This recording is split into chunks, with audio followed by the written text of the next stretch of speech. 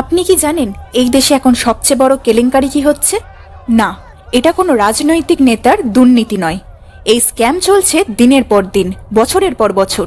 আর শিকার কারা হচ্ছে জানেন? আমাদের দেশের ভবিষ্যৎ, অর্থাৎ আমাদের ছাত্রছাত্রীরা।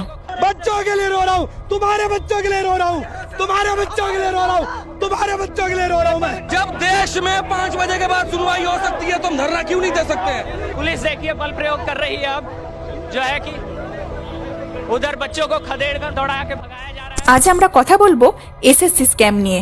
হ্যাঁ, স্টাফ সিলেকশন কমিশন, যেটা দেশের দ্বিতীয় বৃহত্তর সরকারি চাকরির পরীক্ষা। উইকিপিডিয়াতেও এর নামে একটা আলাদা করে পেজ আছে, এসএসসি স্ক্যাম নামে।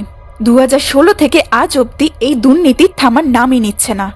দেশের যেখানে রাস্তার 9 বছর টেকে না, ফ্লাইওভার 9 বছরের আগেই ভেঙে পড়ে, সেখানে একটা স্ক্যাম 9 বছর ধরে দিব্যি টিকে আছে। ভাবা যায়? আজকের দিনে দাঁড়িয়ে এই স্ক্যাম শুধু চাকরি প্রার্থীদের স্বপ্ন ভাঙছে না, তাদের মানসিক শান্তিরও 12টা বাজিয়ে দিচ্ছে। কিন্তু প্রশ্ন হচ্ছে, এই ঘটনার বিরুদ্ধে এত বিক্ষোভ কেন? এই ইস্যুটা হঠাৎ দিল্লি পর্যন্ত গড়ালো কেন? চলুন শুরু থেকে বুঝে নিই।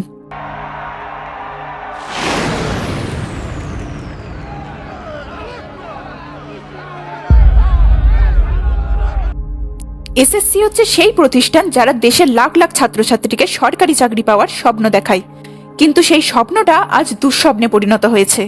যন্তর মন্ত্রে আজ হাজার হাজার চাকরিপ্রার্থী, শিক্ষক, শিক্ষার্থী জড়ো হয়ে ধর্নায় বসেছে।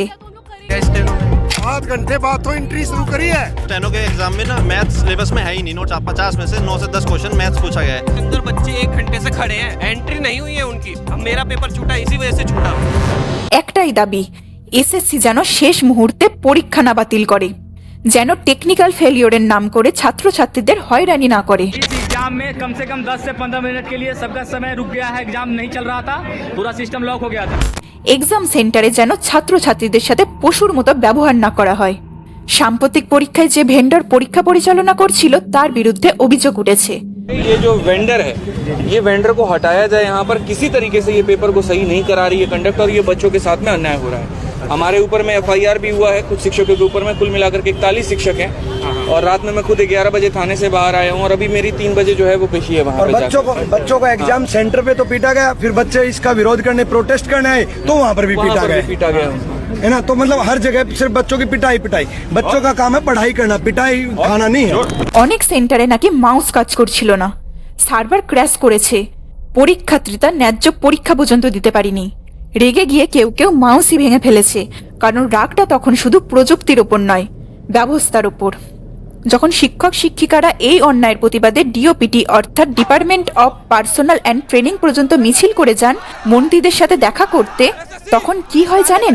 মন্ত্রী তো দেখা করলেনই না, উল্টে শিক্ষক আর ছাত্রছাত্রীদের আটক করা হয়, কিছু জায়গায় লাঠিচার্জ পর্যন্ত করা হয়েছে। वही सुबह वाली हरकत हो रही है, टीचरों को फिर से खदेड़ा जा रहा है। अपने टीचर को बचाने की कोशिश कर रहे हैं। ये पुलिस ने पकड़ा है और छात्रों ने भी अपने टीचर को पकड़ रखा है। देख सकते हैं, ये देखिए पुलिस इन्हें खदेड़ते हुए ले जा रही है। पुलिस लगातार। जितना मारोगे मेरी कोई गलती नहीं है। बच्चों की लड़ाई के लिए जान दे देंगे हम अपनी। बच्चों की लड़ाई के लिए जान दे देंगे। ये बदतमीजी करेंगे हमारे साथ में। इनको पढ़ा करके डिपार्टमेंट में हमने भेजा है। এই দেশের ইতিহাস বলে, গুরু গোবিন্দ দেও খারে কাকে লাগু পায়, বলিহারি গুরু আপনি গোবিন্দ দিও বতাই। আজ সেই শিক্ষকের ওপর লাঠি চালানো হচ্ছে, তাদের দাবির উত্তর না দিতে পেরে পুলিশ দিয়ে চুপ করিয়ে দেওয়া হচ্ছে। এসএসসির প্রতি দায়িত্ব কোথায়? এত বছর কোনো জবাবদিহি নেই কেন? এই প্রশ্নের উত্তর সরকার দিতেই পারছে না। তাহলে যারা বিরোধিতা করে পাশে দাঁড়াচ্ছে ছাত্রছাত্রীদের, তাদের বিরুদ্ধে কি বলছেন? রাজনীতি করা হচ্ছে। ये लोग उठा के लेके जा रहे हैं, सब उठा के घसीट के लेके जा रहे हैं। सब आता है कि हम लोग इस लायक नहीं है कि हम लोग बच्चों की आवाज उठा सके। না ভাই, এটা রাজনীতি নয়। আর যদি রাজনীতি হয়েও থাকে, রাজনীতি করার সুযোগ তো আপনারাই করে দিয়েছেন।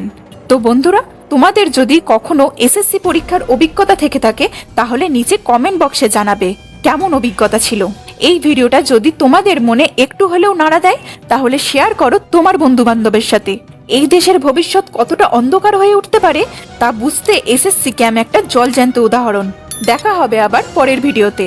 এই স্ক্যাম নিয়ে তোমার কি মতামত কমেন্টে অবশ্যই জানাও। আমি ঈশানী, আমি ফিরবো তোমাদের না বলা কথা নিয়ে, তোমাদের প্রশ্ন আর ন্যায়ের জন্য।